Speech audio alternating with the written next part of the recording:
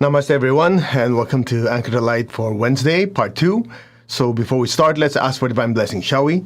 To the Divine Supreme God, Divine Father, Mother, to all the spiritual elders, holy masters, to all the saints of all traditions, archangels, holy angels, and spiritual helpers, to my teacher, Master Tuakok Sui Mahaguji Meiling, we thank you for divine light, divine love. Thank you for your guidance, help, healing, and divine protection. Thank you for blessing us with a loving heart, an intelligent mind, and a powerful will that we may be of service to others. We thank you in full faith, and so it is. All right, so I hope you watched the earlier segment, which is, if you try to catch too many rabbits, you end up with none. So we're talking about the virtue of constancy of aim and effort.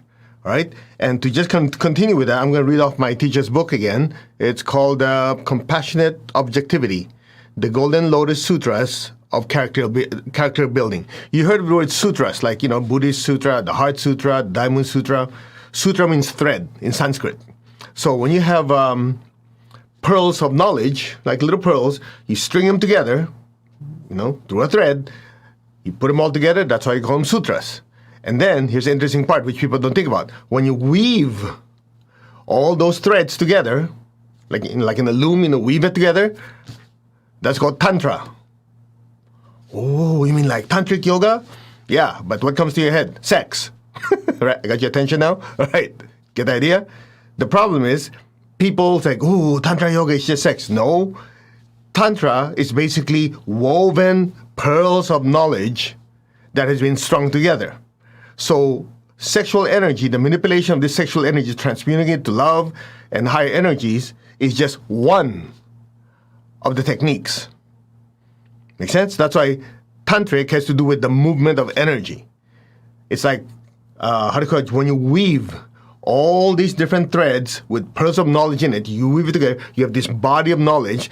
That's what they say, Tantra. When you say Tantric yoga, that means you're taking all this information and using it as a way to experience oneness with your higher soul and oneness with God. That's why it's a Tantric yoga. Yoga means union.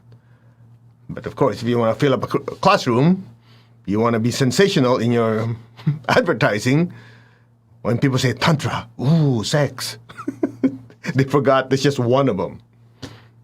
It's just like saying, oh, you have the colors of the rainbow. It's just red. No, there's orange, yellow, green, blue, indigo, violet. But the red is the one that gets people's attention. See what I mean? So that's why it's so important, at least I strive to do this, to practice intelligent, independent evaluation. You don't believe anything blindly. You study it. You try to understand it as much as possible. You can go back to the original language and try to research it so you're not just believing things blindly. Right? If I ask most of you, what is Tantra? First thing comes to your head, sex. You don't realize that's just one of them. All right? So anyway, the Golden Lotus Sutras of character building. These are sayings of my teacher. So it talks about the different virtues. As you know, one of the virtues, my favorite, is constancy of aim and effort. So constancy of aim and effort is the quality needed for greatness. You want to get something done, you have to stick your mind to it and don't give up. If a person masters the virtue of constancy of aim and effort, that person is destined to be successful. I mean, come on. You cannot be kind of loving sometime and intelligent sometime, or you can be patient sometime. Whatever it is you do, you have to constantly keep going, right? That's obvious. Now, here's the interesting part. Constancy of aim and effort is a manifestation of will. Without the development of the heart, it manifests as ruthlessness. We covered that in the earlier session. Both saints and ruthless people are embodiments of constancy of aim and effort and non-laziness. Both saints and ruthless people. Could you imagine?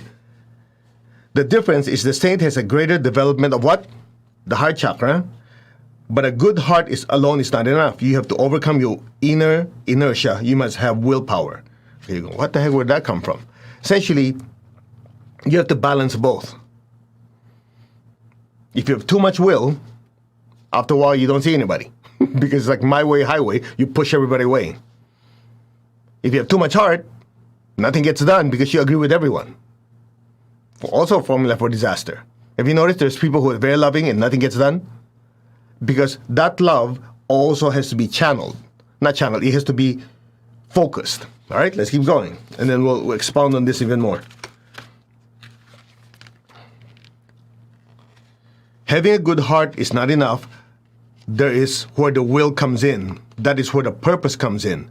In other words, if you have a loving heart, that's great and wonderful, but you don't apply that love anywhere, there's no energy where it's being focused to, doesn't do anything. I'm a loving person.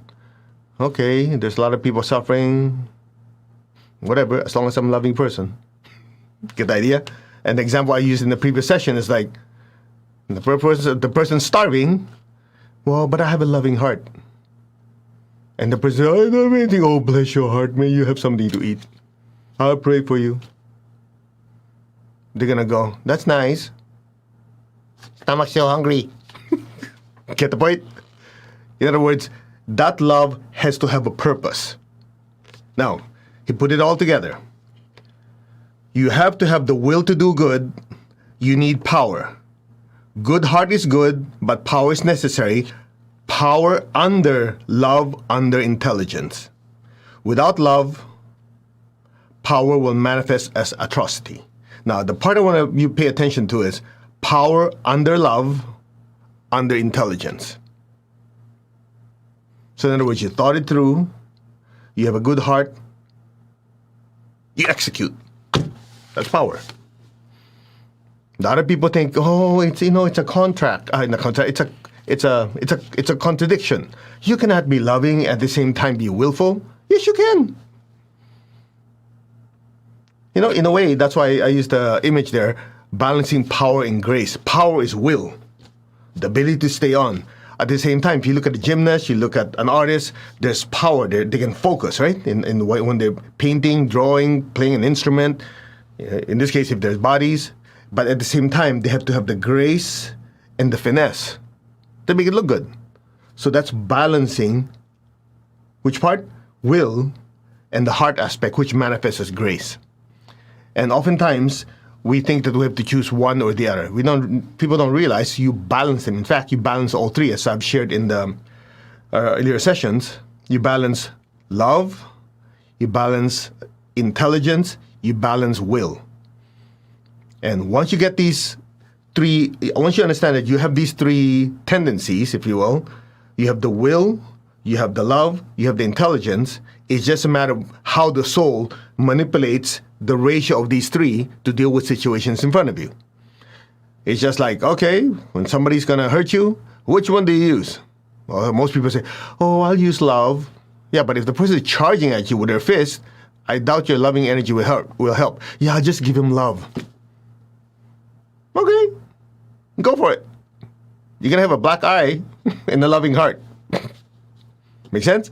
So you have to use your will to move your body out of the way, use your body to pick up a weapon and smack him in the head.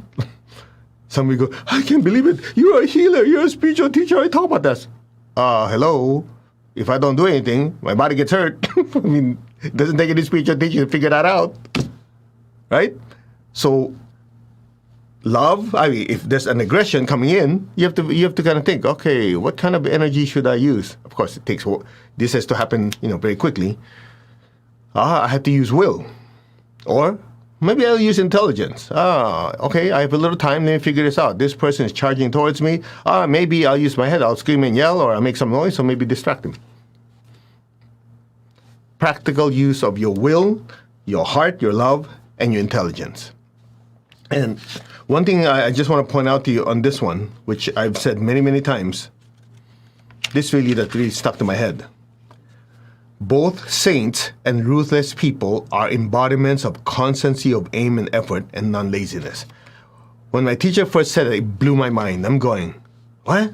You talk about a person who's ruthless, hurts people, and the saint who is like embodiment of love and care and all that, they have something in common? And then he explained it to me. He says, look.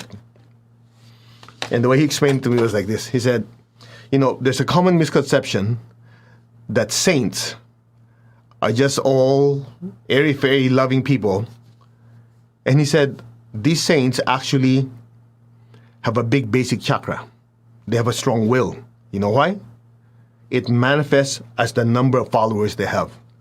It manifests as how far their teachings have reached. That's the fruit. And I go, really? I never thought of that. He said, to become a saint, you cannot just do your spiritual practice when I feel like it. They're very constant. When they're serving, they don't say, well, today I don't feel like feeding you. Okay, go hungry for a few days. I'll take care of you later. No, they're constant. They're constant. Even a mystic, they're not like, I love God. Kinda. Sometimes. Oh, I really feel like it. No, they're constant. So even in their devotion, they are constant. So that constancy of aim and effort, it's already a trait of a saint. It's just it has manifested as service to others. Now, on the side of a ruthless person, oh man, they got constancy, aim, and effort down. All you need to do, I remember Master Cho said, ruthless people, they've been used by higher beings to do spiritual work. You know why?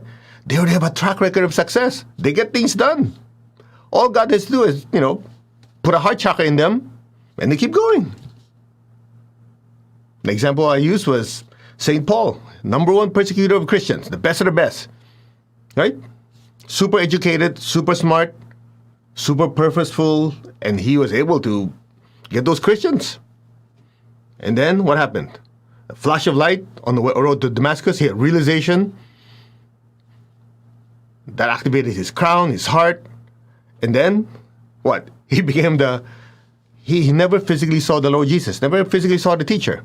Yet, who spread Christianity further and wider among all the apostles? He did. You know why? He already has the constancy, aim, and effort down. I got this down. I already have a track record that nobody gets in my way if I want to get something done. And all God had to do was activate his heart chakra. He kept charging forward. Make sense?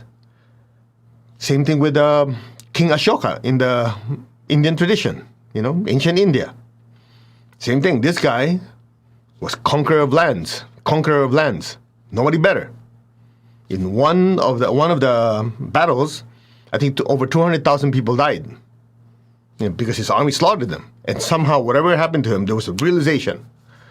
And he turned to Buddhism. And because of him, more temples, more stupas, those power structures were set up throughout his kingdom. And that's how Buddhism spread far and wide. I mean, could you imagine the difference? You have a warlord, a conqueror. And then you have a Buddhist king which practices ahimsa. I mean, you have to realize, at the time of the Buddha, his disciples were not allowed to sleep on the floor. You know that? They have to sleep, they have to put whatever to raise their beds or their bamboos, whatever is sleeping, at least a few inches above, like this. Just in case there's some, ants that go by, you don't turn around and squash them. So can you imagine, you're going from a king that is like slice and dice people in the thousands to suddenly, be careful. If you inhale, you might inhale a mosquito and die. Not you dying, the mosquito. Get the idea? But here's the interesting part. He already had a track record of success. And that's why I remember my teacher was saying, when you're choosing pranic healing instructors, a loving heart, that's good. They're very spiritual, that's good. The question is, do they have a track record? Have they been successful in anything? Oh, yes, Master, they're very successful businessmen, businesswomen. Good. They make good instructors, but they're the hardest ones to get. Because why? They're so busy with work for them to take the time to teach spirituality. It's like, I don't have the time for that. I'm focused. But once they have a realization, those are our best instructors. You know why? They just applied. They're, like I said, the motor running already. All you got to do is turn. They keep going. Now, if you have somebody who's always like, it's all right. Oh, I'm such a loving person. Mm-hmm. Well, I don't want to do that. It's too stressful. You give them something to do. Okay, go spread spiritual teachings over here. Yeah, but they might not like me. That's it. You're screwed. There goes your mission. But you have somebody that's used to what? Handling conflict. Handling objections, right? They have thick skin. You say, hey, go spread spiritual teachings over there. Go feed those hungry people over there. Then they're going to say, I don't know, what would people think of me? They go, okay, fine, let's do it. If they have an obstacle, it's just a speed bump. Make sense? So I think most of you have to kind of rethink your perception what a spiritual person is. A spiritual person is not a person who just kind of, it's okay, namaste, namaste. They say namaste, but they get things done. Think about it. Namaste, get things done. You cannot say, I want to enlighten the world. I just sit in my room and pray. I'm sure that works. There's a lot of energy pouring to the earth. But the person who's suffering, who's in despair, who just lost their job, lost a loved one, whatever, they're in despair, it takes a while for that energy to hit them. But if you're actually there to comfort them, to help them by taking action, that shows that the goodness within you, the love within you, has been channeled by your will. That's it. That's why one of the things that we look for, like when looking for volunteers, like when we have these physical events, and we're going back to that soon. Okay, but when we have these events, when we have big events with people who wants to come to class and all that stuff, what I look for? Track record. Do they have a track record to get things done? Speaking of which, I just realized you guys on Instagram don't have microphone. Let me plug this in. Hey. Now you can hear. Sorry, but I was going, something wrong here. Okay, anyway, I hope you can hear a little better. So the key is love is great. Will is great. Intelligence is great. But they have to be balanced. And I think the audience I'm speaking to right now, all of you are loving people. You want to change the world. You have compassion. You have mercy. That's good. You just have to kick your own butt to move forward. I know, you probably never hear that in spiritual teachings. Kick your own ass so you move forward. You know why? You're dealing with inertia. Inertia is such that when you're meditating, you're praying, it's like you're practicing stillness, right? So when you're feeling that stillness, and suddenly you have to get things done, it's like, the energy is so radically different. So because of inertia, we kind of feel like, we just want to chill. Oh, there's hungry people over there. We'll get to you eventually. Right? True or not true? So the question is, how do you break it? It's very simple. It's so simple, people don't think about it. And so they built into what we share with you. You'll notice that after every meditation, well, at least I've been trying to remind you, after every meditation, we do two things. One, you bless the earth through your feet, the base of your spine, and your hands. You bless the golden light downwards. You guys remember that? You know why? That chakra, in between your butt cheeks, called the basic chakra, is the chakra of action. So just to give you an idea, to make this practical. Ready? Okay, rub your hands together. Press the center of your palms. Okay? Visualize you're looking at your own back. Go like this. Say, my basic chakra, my prosperity center, because that's what it is. Say, my prosperity center, my basic chakra. Okay, get a feel of it. Okay, whether it's wide, narrow, whatever, just get a feel. This is like your baseline measurement. All right, got it? Watch. We're not going to be using your hands because some of you can say, well, you're blessed. So of course, your hands are stimulated. Let's not even use the hands. Keep your tongue on your palate. Put your attention on your feet, the base of your spine. Now close your eyes and just kind of, not really look down, but just aim your hand like you're looking downwards, but eyes closed. Now imagine golden light from the base of your spine and your feet going downwards. 20, 30 feet, 10 meters. Just imagine golden light, like big ginormous roots going down from your feet, the base of your spine, going down to the earth. Now repeat after me. Let our beloved Mother Earth be blessed with divine light, divine love, and divine power. Let our beloved Mother Earth be healed, regenerated and revitalized. Blessings be to Mother Earth. So be it. Now just keep your tongue on your palate.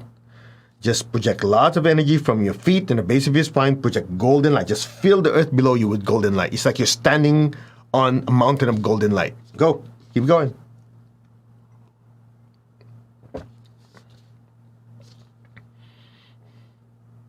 Okay, good enough. Ready? Put your hand like this. Say my basic chakra. Say my prosperity center. What do you notice? How come it's wider? Exactly. That chakra at the base of your spine, facing backwards, is the chakra of action. So if your heart chakra is very big, your crown is very big, you're very loving, you're very intelligent, but that one below is kind of going, nothing gets done. That's why after every meditation, what do? Be aware of your feet, the base of your spine, bless the earth. And one time, I gave you a hint. Doing that will help you with your finances. But some of you don't listen. What can I do? As the saying goes, the teacher can point to the door, the student have to walk through it. I know why some of you are not doing it. I've heard this before. Yeah, but with the practices I do, we don't want to leak energy.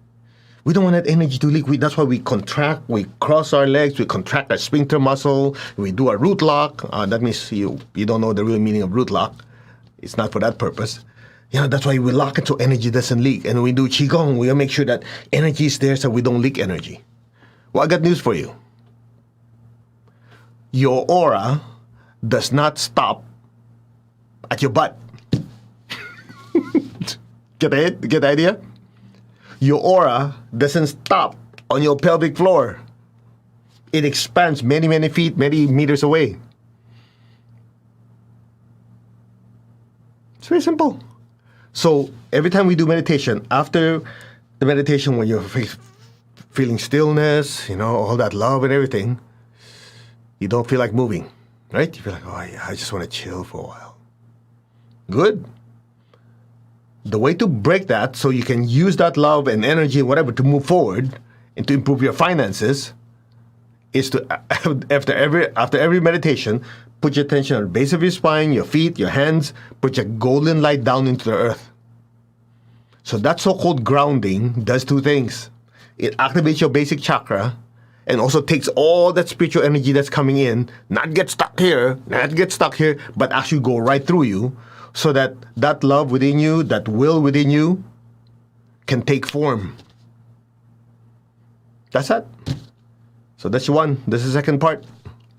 By the way, it's not called the root chakra because you read the book on root chakra. Which one is it? People can't make up their mind. Sometimes they say it's the pelvic floor. Sometimes they say it's on their butt. Sometimes they say it's in the front. Because they're trying to force three chakras into one. The one facing in the back is the basic. The one facing in the front is the sex chakra, obviously. The one below is called the perineum. There's three. But people are still stuck with seven, so what can you do? Make sense? Now, the second way to break the inertia or to change the inertia of not wanting to do anything after meditation is to immediately do exercises after meditation. So after you bless the earth, you get up, do some stretching, jumping jacks, move your body. Because when you move your body, any movement of your body also activates your basic chakra. Make sense? So what happens is you're retaining that inner stillness and peace. Simultaneously, that spiritual energy that you've generated, love that you've generated, is now permeating through your channels. That's it. You do those two simple things. Bless the earth after every meditation, do quick exercises afterwards. You start noticing, hey, I noticed that I get things done. It's not like before I just space out. It's like I'm loving, but after meditation, okay, what do we need to do? Then it becomes the will to do good. It's not just goodness, it becomes goodwill, and the minute you take action, it becomes the will to do good. Execution. You execute whatever your heart, your mind, your soul is directing. That's it. That's how you turn a saint into someone who is not just very spiritual, but actually change the world. I hope that helps.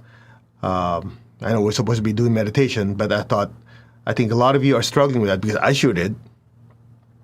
Every time we go on a retreat, oh yeah, it's so good. And I don't feel like doing anything. And then you come back, you heard the saying, right? You need a holiday after the holiday or a vacation after the vacation. It's because of inertia. You're used to kind of, chill. What? I have to go to work. So that transition is simply done by activating the basic chakra through blessing the earth and doing physical exercises. Now, if you want to take it one step further, you can be as crazy as me. When I work out, I go beyond what my body can handle. If I lifted this many pounds or kilograms, next time I got to do more. You know why? There's one more piece of the equation. And I'll stop here, then we'll do our meditation. The will of the higher soul is in the physical body. In other words, the will aspect of the higher soul is in your physical body. Every time you push your body, the will of the higher soul permeates your consciousness. So every time you don't feel like moving, every time you don't feel like doing more exercise, every time you don't feel like lifting this or pushing that or running or whatever it is, every time you don't want to do any physical action, then you know the higher soul is partially losing control. You're not going to read that in any book, so better write it down, tattoo it to your brain. That's the secret of how you become spiritually advanced, simultaneously be materially balanced. That's all. You don't have to choose. You can have both. You can have inner peace, you can have love, you can have joy. At the same time, you get things done. Simple. Alrighty? Anyway, that's how I was trained by my teacher. And he's one of the few spiritual teachers that I know who's balanced top and bottom energy. Very, very advanced spiritual teacher. Also multi-millionaire when he was still in the body. Who would want that? You have the inner peace, stillness at the same time. You have more money than you can spend. So you know what he does? He spends it by helping other people. Built, I don't know, I can't remember how many foundations he built, how many charities he has. Because he said, how many cars can you drive at one time? How many houses can you live at one time? One?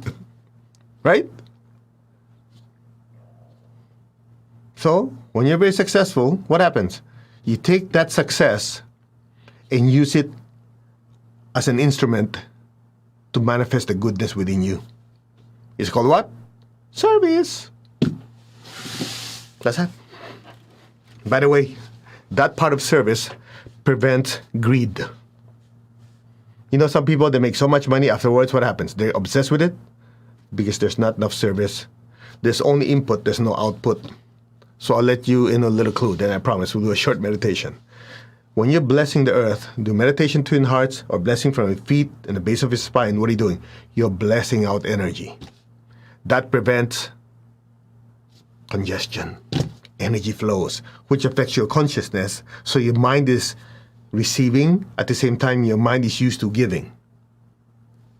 So when the energy doesn't accumulate, it doesn't screw around with your mind that, oh man, I'm going to lose money, whatever. You say, hey, it's no problem. Energy comes in, energy goes out. I give and share. I'm blessed with even more. When I give, I create space. More blessings come in. Happy dude. Clear? Now, that's what I call pragmatic spirituality. I mean, I'm not taking credit for it. That's what I learned from my teacher. So, anyway, wherever you are in the world, if this is the first time you're listening to this or watching this, look for Pranic Healing, Pranic, like panic with an R. Okay, Pranic Healing Center. And then, these books by my teacher are available, or you go online, you just search Pranic Healing, you'll find it. All right, so let's do a short meditation. I apologize, the talk was very long. I hope that you found some value into it. Value in it, especially the ones in Instagram. I apologize, the sound wasn't that great earlier. I forgot to plug in the mic. All right, so shall we? What we'll do is we'll do the I am meditation just to really experience the connection. Shall we? Tap your crown. I am that. I'm not this body, I'm not any of these emotions, I'm not any of these thoughts. The body, the emotions, and thoughts are just my instruments. I'm the soul, the mover, feeler, and thinker. I'm that, the soul, the spiritual self. I'm connected in one to my higher soul. I am connected in one with the divine spirit in me. I am a child of God. That means we're all still growing and learning. I'm one with God. I'm one with all. I am that. I am. Just be still.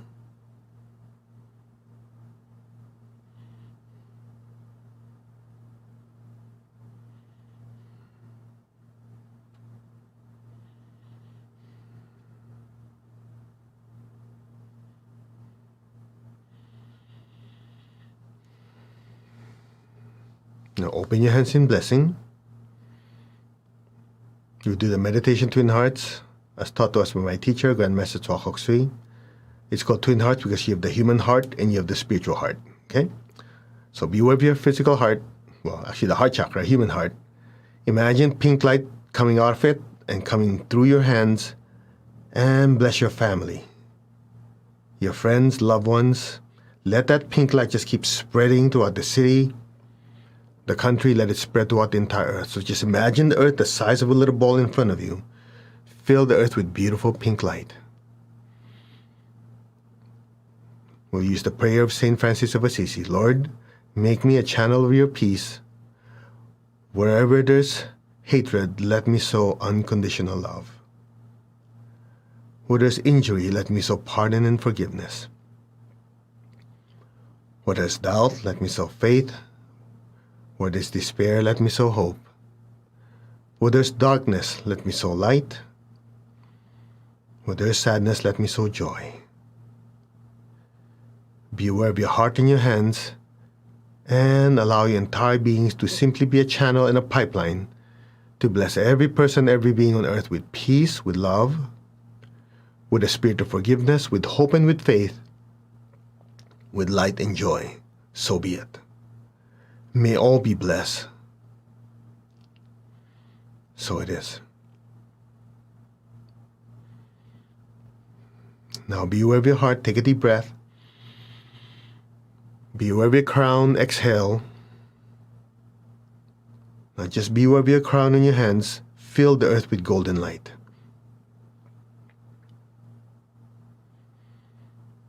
Just say, our souls are one, our spirits are one. There is only oneness. So be aware of your crown in your hands. Imagine this golden light just pouring down from your crown, down through your hands and filling your home, your workplace, the homes of your loved ones and friends, the people you work with. Let it spread throughout the city, the state, the country. Let it fill up the entire world. From the heart of God, through my soul, through my entire being, may every person, every being on earth be blessed with love and kindness. Let all be blessed with great joy and happiness, with understanding, harmony, and divine peace. May all be blessed without exception. So be it.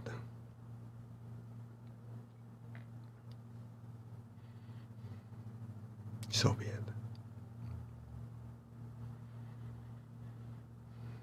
Now, to intensify the spiritual energy, be aware of your heart and your crown. Take a deep breath. Exhale and imagine rivers of golden light just pouring out of our hands and filling the entire earth. From the center of the heart of God, through our spirit and through our soul and through our entire being, may every person, every being in every dimension, as in the higher worlds, middle worlds, even the lower worlds, may every being, every person, every being in every direction, above and below, meaning the inner world and the outer world, may all be blessed with God's unconditional love and kindness. Let all be blessed with inner peace and inner healing. May all be blessed with understanding, with harmony, goodwill, and especially the willingness to do good. May all beings be blessed without exception. So be it. So be it. And so it is. Blessings be to all.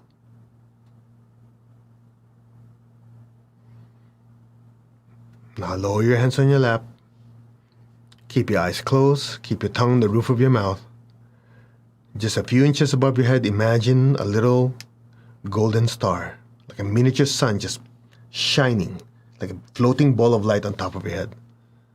Just look at it. It's getting brighter and brighter. Be aware of your heart. Send a stream of love from your heart gently up, up, up to the crown and into that golden sun. Stay there. Be still.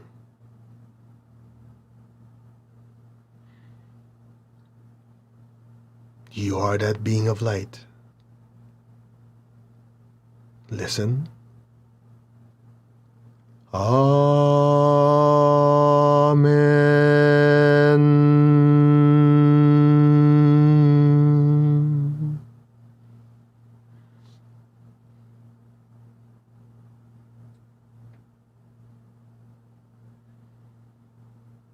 Amen.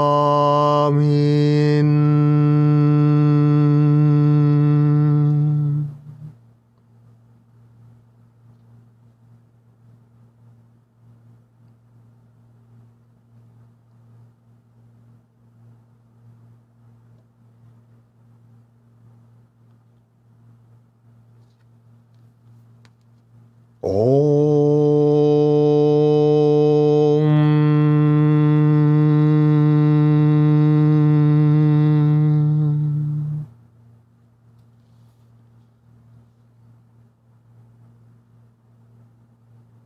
Be still. Be lovingly aware of that brilliant light.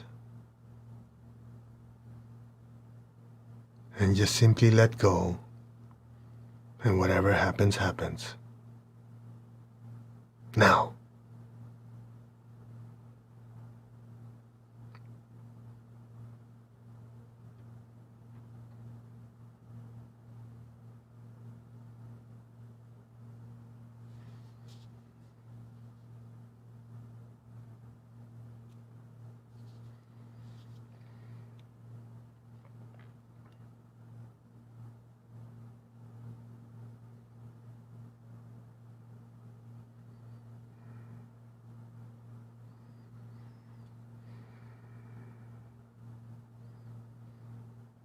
Just be still will increase the intensity.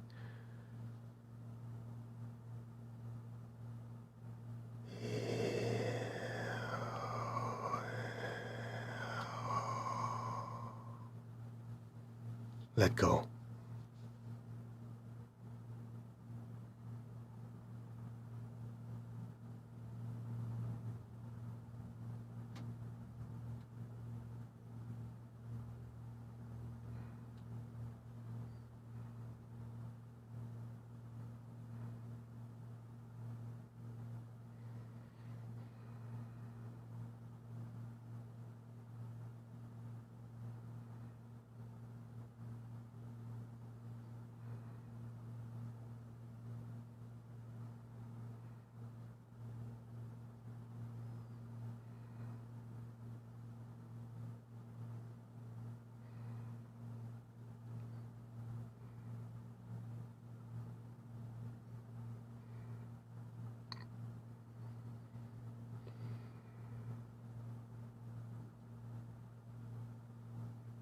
Gently, very slowly, very gently and slowly, slide back into your physical form, your physical body.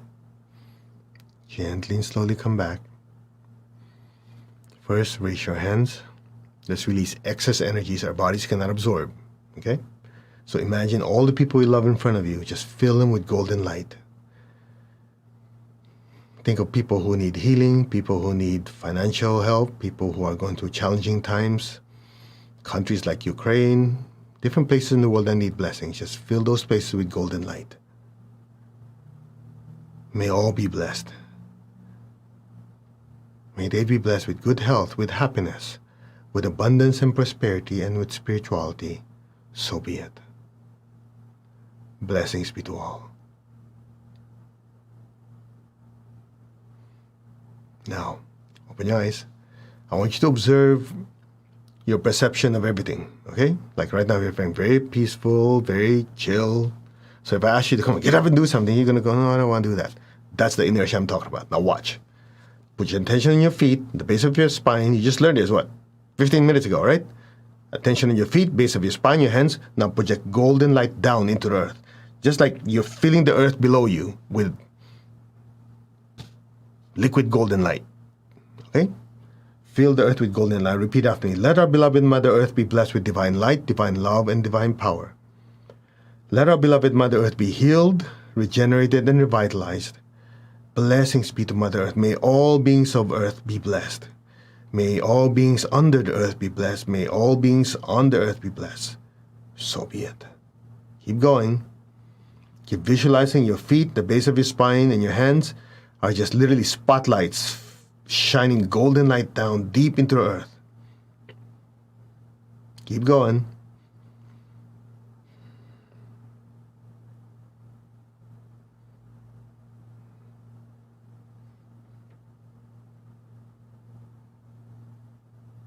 So be it. Okay. Let's give thanks to the Divine Supreme God, Divine Father, Mother. Thank you. To all the spiritual elders, holy masters, saints, archangels, holy angels, spiritual helpers. To my beloved teacher, Master Chokok Sui Mahaguji Mailing, thank you for your immense blessings. In full faith, so be it. All right, observe. Now if I ask you, okay, go do something. You still have that stillness and calmness, but if I say, okay, get up and do something, what happens? You notice there's less inertia. You say, okay, come on, let's do it. Like before, it's like, what? That simple change, for some of you, where finances could skyrocket. Because when your basic chakras are more activated, your basic chakra will help you make better financial decisions. Your basic chakras are activated, you're able to see things both in the spiritual world as well as in the material world. You're able to calculate better. And the most important part when it comes to your basic chakra, the ability to take action. That's the action chakra. That's when a person has a lazy ass, ass. That basic chakra go. People get things that go. So that's it. Anyway, I hope you don't mind the sound effects. So to remind you, Friday, this is Wednesday, right? Jeez. Okay, Friday is healing day. So there's emotional healing and prosperity healing. Make sure, if you're new, make sure you have a bucket of salt water so that when we remove a lot of that old energy, it goes to salt water, you dump it down the toilet. And if you want to find out, this the book I'm talking about. It's, anyway, it doesn't come out so clearly. Golden Lotus Sutras of Character Building. The title is Compassionate Objectivity. Is that right? Yeah, Compassionate Objectivity. The ones I was talking about a few days ago was Achieve the Impossible. This has to do specifically with prosperity and abundance. The other one is for character building. There's at least 6 of them. All right. Namaste, everyone. We wish you much happiness and joy and prosperity. And we will see you on Friday. And thank you for leaving some comments. And by the way, some of you are asking about giving donations. If you want to, just go to masterco.org. There's a donate button. And, if you want to give, go for it. You'll go towards paying expenses so we can keep spreading the teacher's work. I'm just the mouthpiece that yak. Okay. Namaste. You all take care. And we'll see you Friday. God bless.